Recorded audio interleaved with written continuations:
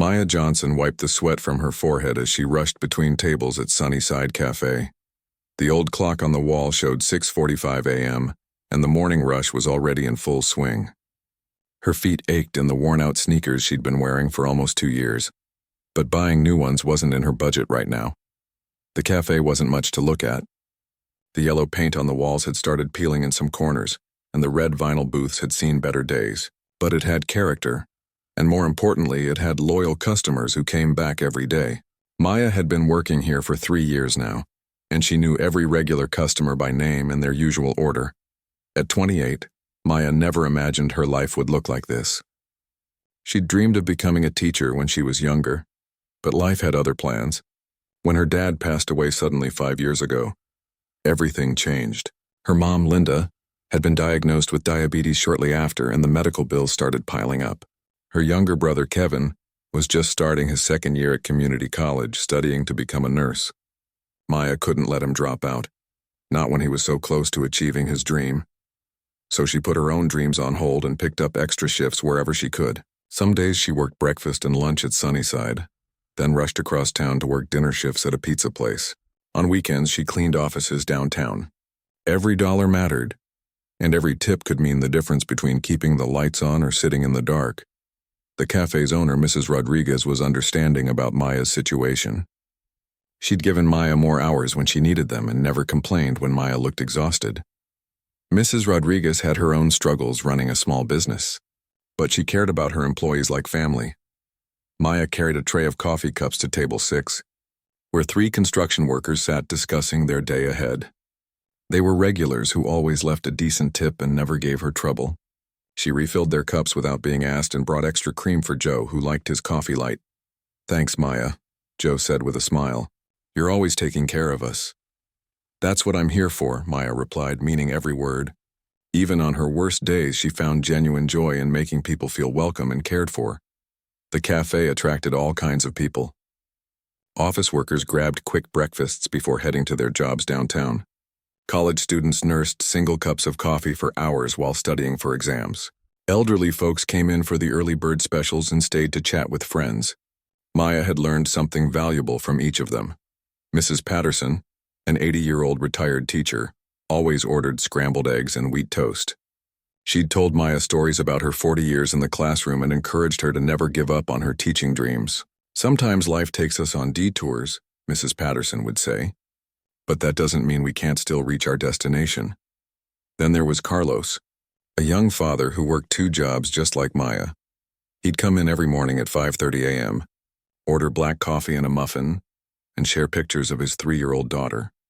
Seeing his dedication to his family reminded Maya why she was working so hard. The morning rush began to slow down around 9 a.m. Maya took a moment to wipe down tables and refill the sugar dispensers. Her phone buzzed with a text from her mom asking if she could pick up Kevin's textbooks after work.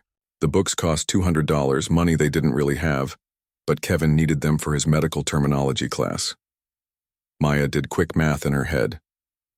If she worked an extra shift this weekend and got decent tips, she could cover the books and still have enough for this week's groceries. It meant giving up her only day off, but Kevin's education was worth it. "Hey Maya, table 3 needs more coffee," called out Jenny, the other waitress working the morning shift. Jenny was 19 and working part-time while finishing high school. She looked up to Maya and often asked for advice about handling difficult customers. Maya grabbed the coffee pot and headed to table 3, where a businessman sat typing on his laptop.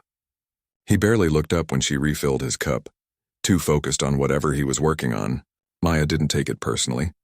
Everyone had their own problems and worries. As she walked back to the counter, Maya caught her reflection in the window. She looked tired and her uniform could use replacing, but her eyes still held kindness. Her mom always said Maya had inherited her grandmother's caring heart. "You see the good in everyone," her mom would tell her, even when they can't see it in themselves. The cafe started to empty out as people headed to their jobs. Maya used the quiet time to prepare for the lunch rush. She restocked the napkin dispensers, cleaned the coffee machines, and made sure all the condiments were full. Mrs. Rodriguez had taught her that attention to small details made a big difference in customer satisfaction. During her 15-minute break, Maya sat in the back booth and counted her tips from the morning. $37.50. Not bad for a Tuesday morning, but she'd need to do better if she wanted to cover Kevin's books. She made a mental note to smile extra bright during lunch service and maybe suggest the daily special to more customers. Maya thought about her brother, probably sitting in his anatomy class right now taking notes and asking questions. Kevin was brilliant, much smarter than she'd ever been in school. He'd always wanted to help people, and nursing seemed like the perfect career for him. Maya was determined to make sure he graduated, even if it meant sacrificing everything else. Her phone buzzed again. This time it was a message from her mom's doctor's office, reminding them about an upcoming appointment. Maya made another mental note to ask Mrs. Rodriguez if she could leave 30 minutes early on Friday to take her mom to the appointment. The lunch crowd would start arriving soon and Maya needed to be ready. She stood up, straightened her apron, and walked back to the dining room. 3 new customers had just walked in and were looking for a table. Maya grabbed menus and greeted them with a genuine smile. "Good morning. Welcome to Sunnyside Café. Right this way and I'll get you seated at a nice table by the window." As she led them to their seats, Maya felt that familiar sense of purpose. This job wasn't glamorous and it wasn't what she'd planned for her life, but it allowed her to take care of the people she loved most. Every day brought new challenges, but also new opportunities to make someone's day a little brighter. Maya didn't know it yet, but tomorrow would bring a customer who would change everything. For now, she focused on what she did best, serving others with kindness and making everyone who walked through those cafe doors feel like they mattered. Tuesday morning started like any other day at Sunnyside Café. Maya had arrived at 5:30 a.m. to help set up for the breakfast rush. The coffee was brewing, the grill was heating up, and the fresh pastries had just arrived from the local bakery. By 7 a.m., the cafe was buzzing with the usual crowd of early risers. Maya was in her element, moving efficiently between tables with a coffee pot in one hand and a notepad in the other. The morning regulars were all there, Joe and his construction crew at table 6, discussing their latest project. Mrs. Patterson sat at her usual spot by the window, reading the newspaper while waiting for her scrambled eggs. Carlos had already come and gone, grabbing his black coffee and muffin before heading to his first job of the day. The breakfast rush was particularly busy that Tuesday. Every table was full and there was a small line of people waiting to be seated. Maya's feet were already starting to ache, but she kept her smile bright and her movements quick. Mrs. Rodriguez was working the grill, calling out orders while Jenny helped Maya serve the growing crowd. It was around 8:30 a.m. when Maya noticed her. An elderly woman stood just inside the cafe's entrance, looking around with a confused expression on her face. She was elegantly dressed in a navy blue coat and matching hat, with a small black purse clutched tightly in her hands. Everything about her appearance suggested refinement and quality, from her polished shoes to her carefully styled gray hair. But something was clearly wrong. The woman stood there for several minutes, turning her head left and right as if she couldn't remember why she'd come inside. Other customers walked past her, but she didn't seem to notice them. Maya watched from across the room as the woman opened and closed her purse several times, then looked around again with growing anxiety.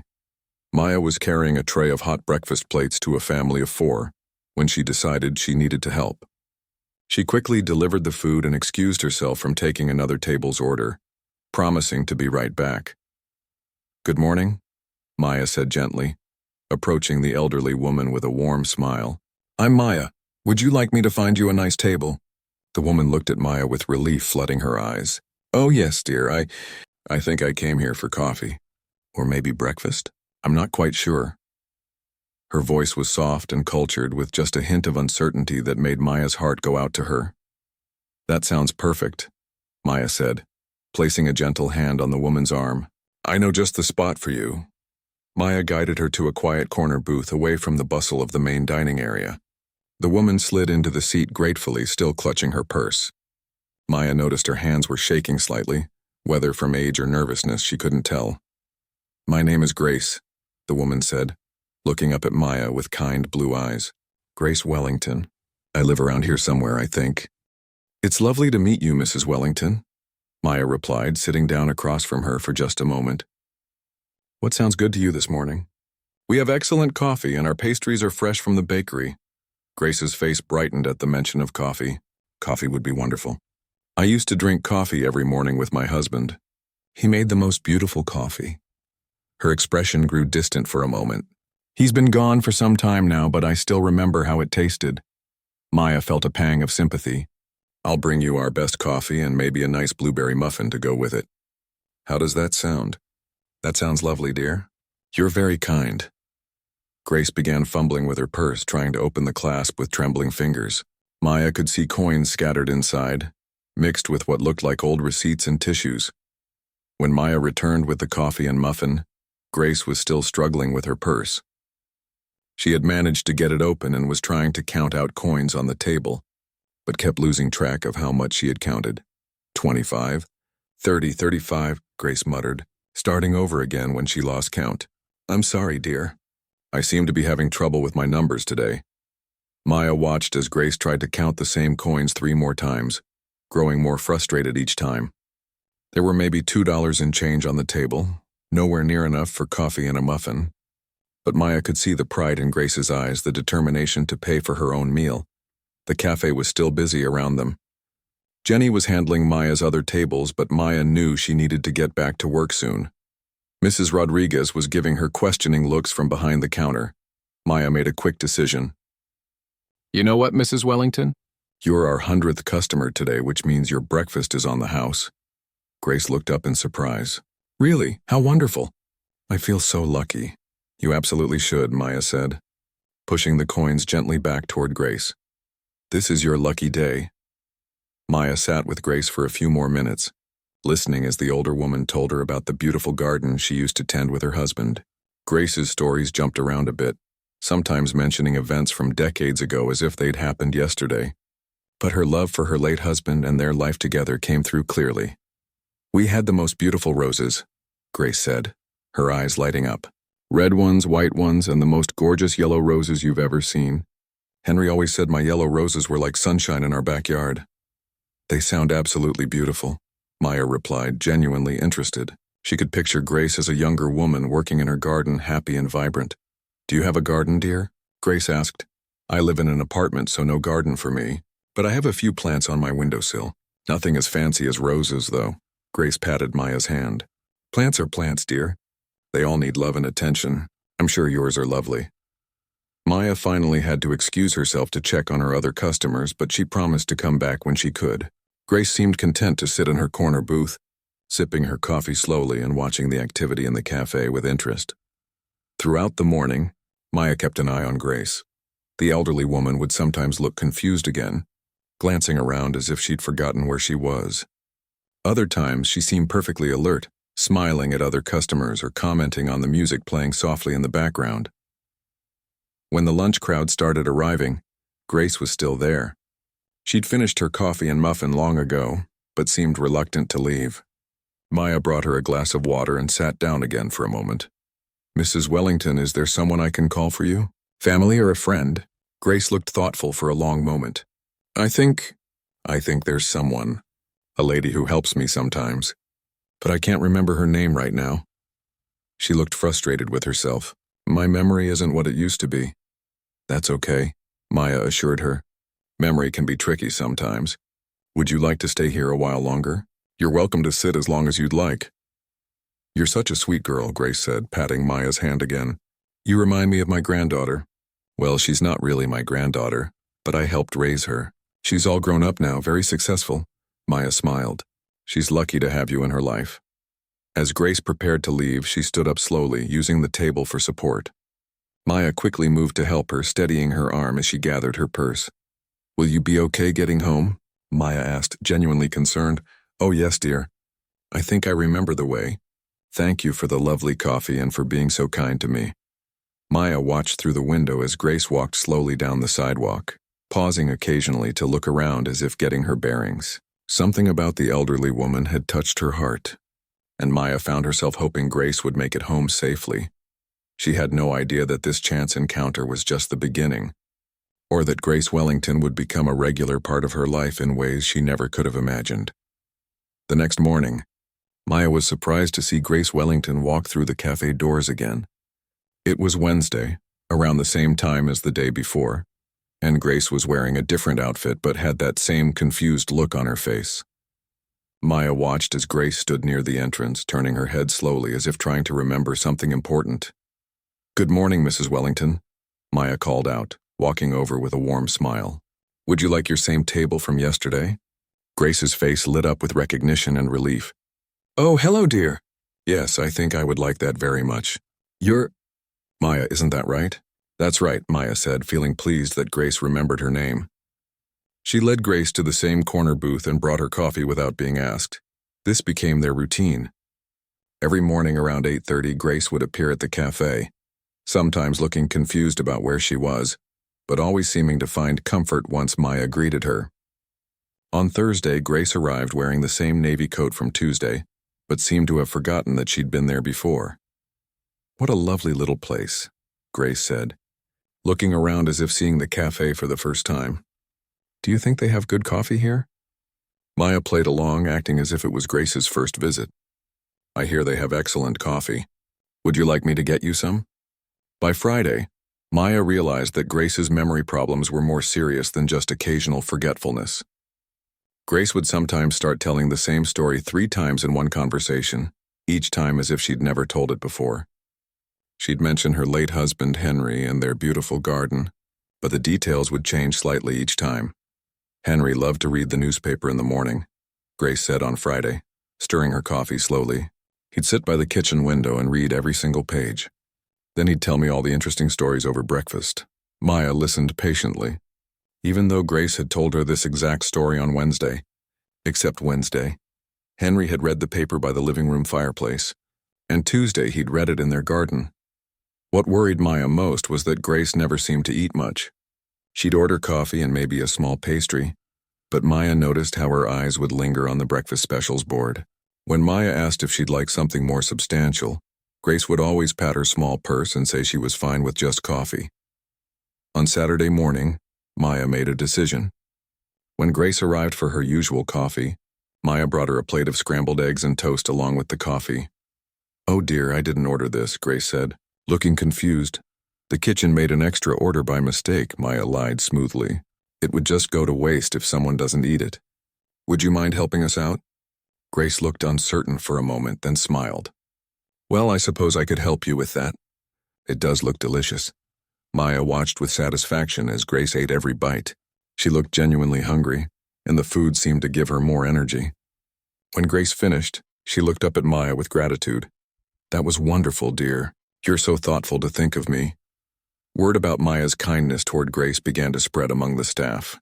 Jenny, the younger waitress, admired how patient Maya was with the elderly woman. "I don't know how you do it," Jenny said during their break. "She asked me the same question 5 times and I start getting frustrated." "She can't help it," Maya replied. "Something's wrong with her memory.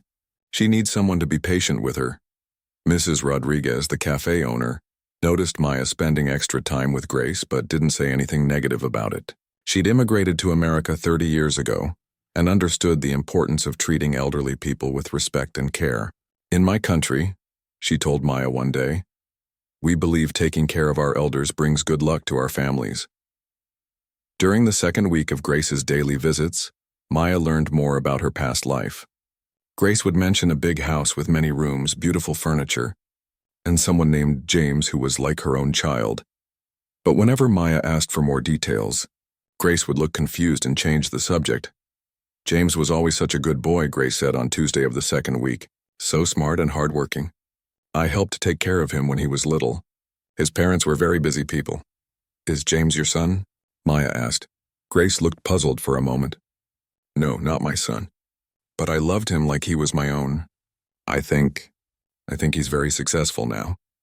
Someone told me he has a big company or something like that."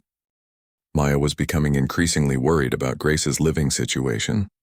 The elderly woman never mentioned other family members, and she often seemed confused about how to get home. Sometimes Grace would sit in the cafe for hours, as if she had nowhere else to go. On Wednesday, Grace mentioned something that concerned Maya even more. "There's a lady who comes to check on me sometimes," Grace said, stirring her coffee absently. "She's very nice, but I can never remember her name. She brings me papers to sign and makes sure I take my medicine." "That sounds like someone important," Maya said. "Do you have her phone number?" Grace looked frustrated with herself. I used to know it by heart. Now I can't remember any phone numbers except the one from my childhood home, and that was 60 years ago. Maya gently suggested that Grace might want to write down important phone numbers, but Grace just patted her purse and said she'd try to remember. Maya suspected there were probably important papers and phone numbers in that purse, but Grace seemed unable to organize or find them when she needed them. The daily routine continued into the third week. Grace would arrive around the same time each morning, sometimes remembering Maya and sometimes acting as if they'd never met. Maya adapted to wherever Grace was mentally each day, always treating her with the same kindness and respect. Maya started setting aside different types of food for Grace, claiming they were mistakes or extra orders. Grace seemed to enjoy trying new things, and Maya made sure she got proper nutrition. Sometimes Grace would remember to thank Maya for the food. Other times she'd seem genuinely surprised by the extra meal. Other customers in the cafe began to notice Grace too. Mrs. Patterson, the retired teacher, would nod politely to Grace and sometimes comment on her lovely clothes. Joe and his construction crew would tip their hats respectfully when they passed her table. The cafe regulars seemed to understand that Grace was special to Maya, and they treated her with kindness. But Maya was growing more concerned each day. Grace sometimes seemed scared or confused about where she was. She'd mentioned living alone, and Maya worried about what happened to her during the hours when she wasn't at the cafe. What if she got lost trying to get home? What if she forgot to eat dinner or take her medicine? One Thursday morning, Grace arrived looking more confused than usual. She sat down at her regular table but kept looking around anxiously. "Are you okay, Mrs. Wellington?" Maya asked, sitting down beside her. "I think someone is supposed to come see me today," Grace said, wringing her hands. "Someone important, but I can't remember who or when." She looked at Maya with worried eyes. "What if I miss them? What if they're looking for me right now?" Maya felt a knot form in her stomach. Clearly, Grace had some kind of support system. The mysterious lady she mentioned, possibly this James person she talked about, and maybe others. But Grace's memory problems were making it impossible for her to maintain those connections properly. "Would you like me to help you try to remember?" Maya offered. "Maybe if we talk through it together, it will come back to you." Grace nodded eagerly, but despite their conversation, she couldn't remember any useful details. Maya made a mental note to pay closer attention to Grace's purse and see if she could help her organize the important information she clearly needed. As Maya refilled Grace's coffee cup, she realized that this sweet elderly woman had become much more than just another customer. Grace was someone who needed help, and Maya was perhaps the only person in her daily life who was noticing that need. Maya didn't know it yet, but her growing concern for Grace Wellington was about to lead to discoveries that would change both of their lives forever.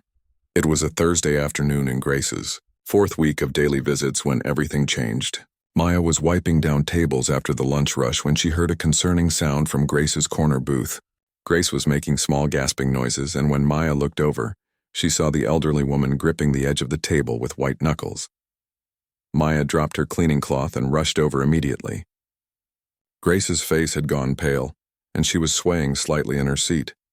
Her breathing was shallow and quick, and she looked like she might faint at any moment. "Mrs. Wellington, are you okay?" Maya asked, sliding into the booth beside her and placing a steady hand on Grace's shoulder. "I feel dizzy," Grace whispered, her voice much weaker than usual. "The room is spinning and I can't catch my breath." Maya's heart started racing. She'd seen her diabetic mother have similar episodes, and she knew this could be serious. "Just try to breathe slowly," Maya said, keeping her voice calm even though she was worried. "In and out, nice and easy." Grace tried to follow Maya's breathing instructions, but she was clearly struggling. Her hands were shaking more than usual, and she kept blinking as if trying to clear her vision. Maya looked around the cafe and caught Mrs. Rodriguez's attention, motioning for her to come over quickly. "What's wrong?" Mrs. Rodriguez asked, immediately understanding the seriousness of the situation. "Mrs. Wellington isn't feeling well," Maya explained. "I think we need to call for help." Grace tried to protest weakly. No, I just need to sit for a minute. I'll be fine." But even as she spoke, she leaned heavily against Maya for support. Maya made a quick decision. "Mrs. Rodriguez, can you call 911? I think she needs medical attention right away." While Mrs. Rodriguez went to make the call, Maya stayed with Grace, talking to her softly to keep her conscious and alert. "Just stay with me, Mrs. Wellington. Help is coming and everything's going to be okay.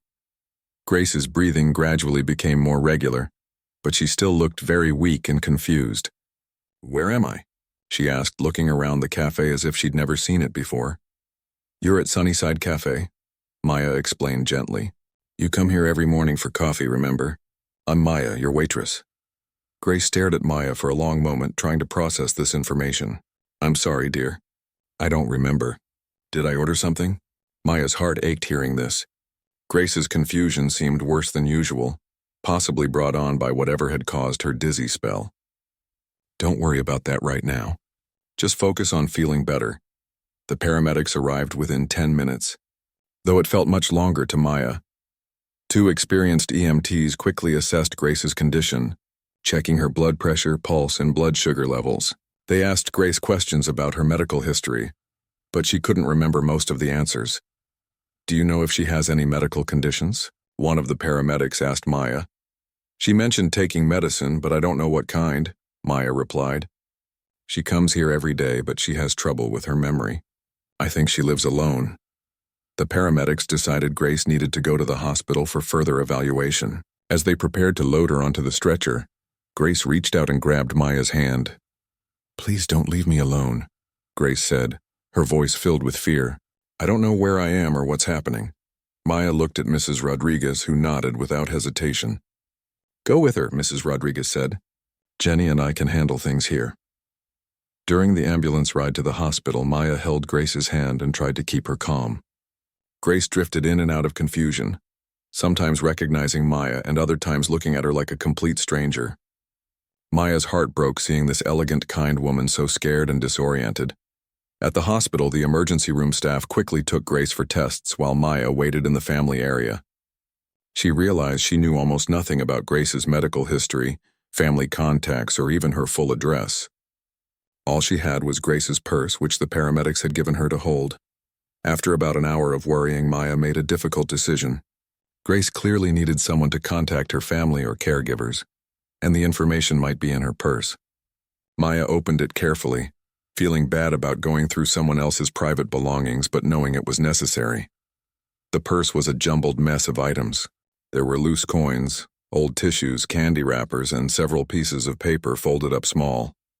Maya carefully unfolded each paper, finding old grocery lists, appointment reminders, and medication instructions. Finally, at the bottom of the purse, she found a business card that looked official and important. The card read, "Harrison and Associates Estate Management," with a phone number and an address in the wealthy part of town. Maya had never heard of estate management before, but it sounded like something that might help wealthy people organize their affairs. Maya called the number from her cell phone, praying someone would answer who could help Grace. The phone rang 3 times before a professional-sounding woman picked up. "Harrison and Associates, this is Rebecca speaking. How may I help you?" "Hi, my name is Maya Johnson," Maya said, speaking quickly. "I'm calling about Grace Wellington. She's in the emergency room at City General Hospital, and I found your business card in her purse. I think she might need you." There was a sharp intake of breath on the other end of the line. "Grace is in the hospital? What happened? Is she hurt?" "She had some kind of dizzy spell at the cafe where I work," Maya explained. "She comes in every day, but she seems to have memory problems. The doctors are checking her now, but she was scared and confused." "Oh my goodness," Rebecca said, and Maya could hear papers rustling in the background. "I'll be there in 20 minutes. Please stay with her if you can. Grace gets very frightened when she's alone in unfamiliar places." "Of course," Maya said. "Can you tell me who I should ask for when you get here?"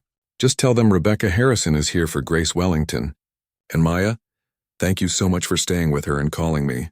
You have no idea how important this is." While Maya waited for Rebecca to arrive, a doctor came out to update her on Grace's condition.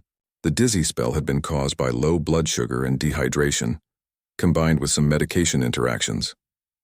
Grace was stable now but would need to stay overnight for observation. "The patient keeps asking for someone named Maya," the doctor said. "Are you family?" "No, I'm just a friend," Maya replied. "But her guardian is on the way." When Rebecca Harrison arrived, Maya was surprised to see a well-dressed woman in an expensive suit carrying a briefcase and looking very official. Rebecca was probably in her 40s with short blonde hair and the kind of confident presence that suggested she was used to handling important matters. You must be Maya, Rebecca said, extending her hand. I'm Rebecca Harrison. Thank you so much for taking care of Grace and calling me. Is she going to be okay? Maya asked immediately. She should be fine physically, Rebecca said, but her expression was worried. The real problem is that Grace has been diagnosed with early-stage dementia. She's supposed to have a caregiver with her at all times, but she keeps slipping away from them. Maya felt pieces of a puzzle clicking into place. She mentioned someone who brings her medicine and papers to sign, but she could never remember the name. That would be me, Rebecca confirmed. I'm Grace's legal guardian and estate manager. She worked for one family for over 40 years, and when her memory started failing, they made sure she'd be taken care of for the rest of her life. She mentioned someone named James, Maya said. She said she helped raise him and that he was very successful. Rebecca's eyes widened with surprise. She told you about James? That's remarkable. Most days she doesn't remember him at all anymore. Rebecca paused, seeming to consider her words carefully. James Morrison is one of the most successful technology entrepreneurs in the country. Grace was his nanny when he was little, then became the family's head housekeeper and eventually like a grandmother to him. When his parents passed away, James made sure Grace would never want for anything. Maya felt her breath catch. She'd heard the name James Morrison in the news. He was the billionaire who had founded several major tech companies. And Grace, sweet confused Grace who worried about paying for coffee, had helped raise him. Grace has been like family to James for decades, Rebecca continued. But her dementia has been getting worse and she keeps wandering away from her caregivers. They're all professional and kind, but Grace doesn't remember them. She gets scared and runs away. Rebecca looked at Maya with curiosity. But she clearly remembers you and feels safe with you. She's been talking about the sweet girl at the cafe for weeks. She comes in every morning, Maya explained. I just try to make sure she feels welcome and gets something to eat. Rebecca smiled for the first time since arriving. James is going to want to meet you. He's been worried sick about Grace, especially since she's been disappearing almost daily. Knowing she's been somewhere safe with someone who cares about her will mean everything to him. As Maya listened to Rebecca explain more about Grace's situation, she realized that this chance encounter at a small cafe had connected her to a world she never could have imagined. But more than that, it had shown her that sometimes the smallest acts of kindness could make the biggest difference in someone's life. Tomorrow, Maya would learn just how true that really was. Maya spent the night at the hospital, dozing in an uncomfortable chair beside Grace's bed. The doctors had stabilized Grace's condition, but they wanted to monitor her overnight. Grace slept peacefully, looking smaller and more fragile under the hospital blankets. Maya had called Mrs. Rodriguez to explain the situation, and her understanding boss had told her to take as much time as she needed. Around 6 a.m., Maya was awakened by voices in the hallway. She could hear Rebecca Harrison talking to someone in urgent, hushed tones. Maya stood up to stretch her aching back and peek out the door. Rebecca was standing with a tall man in an expensive-looking coat, both of them looking worried and tired. Maya couldn't hear their conversation clearly, but she caught a few words. Worse than we thought, and she trusts her completely. The man kept running his hands through his dark hair, a gesture that seemed both frustrated and deeply concerned. A few minutes later, Rebecca knocked softly on Grace's door before entering with the man Maya had seen in the hallway. He was probably in his early 40s with kind eyes and the sort of presence that suggested he was used to being in charge. Despite his obviously expensive clothes, there was something warm and approachable about him. Maya, Rebecca said quietly, I'd like you to meet James Morrison. Maya felt her stomach drop. She'd seen James Morrison's picture in business magazines at the cafe, but meeting him in person felt surreal.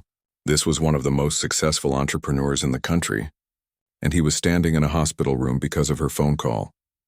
James stepped forward and extended his hand to Maya. I can't thank you enough for everything you've done for Grace, he said, his voice filled with genuine emotion. Rebecca told me how you've been taking care of her at the cafe, and how you stayed with her through all of this. Maya shook his hand, feeling overwhelmed. Anyone would have done the same thing.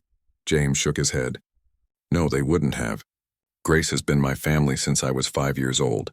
She practically raised me after my parents got too busy with their careers. When she started showing signs of dementia, I hired the best caregivers money could buy, but she keeps running away from them. His voice cracked slightly. She doesn't remember them, and they're strangers to her, but Rebecca tells me she remembers you. Maya looked over at Grace, who was starting to stir awake. She's been coming to the cafe every morning for almost a month. She's confused sometimes, but she's always sweet and polite. I just wanted to make sure she felt safe and had something to eat. That's exactly what I mean, James said. You saw someone who needed help and you helped her, even though you had nothing to gain from it. That's the kind of person Grace always was too. She taught me that taking care of others is what makes us human. Grace opened her eyes and looked around the room with confusion before her gaze settled on Maya.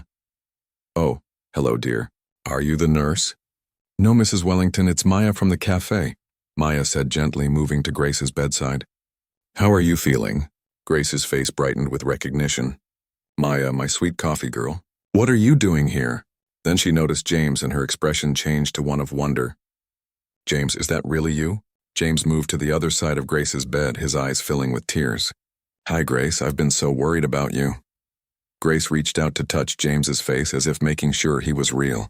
You've grown so tall and handsome. Are you still working hard at your computers? Yes, Grace, I'm still working with computers, James said, taking her hand gently. And I'm still eating my vegetables just like you taught me. Grace laughed, a sound that filled the room with warmth. You were such a stubborn little boy about vegetables, but look how strong you grew up to be.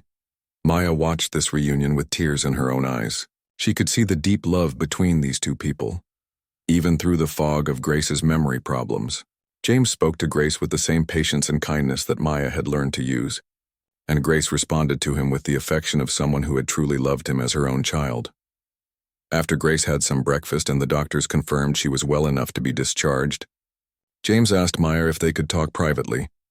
They walked to the hospital cafeteria where James bought them both coffee and found a quiet corner table. I need to know more about you, James said. Rebecca told me you work at the cafe, but Grace mentioned you've been incredibly generous with her, buying her food and spending time with her even when you're busy. That tells me you're someone special.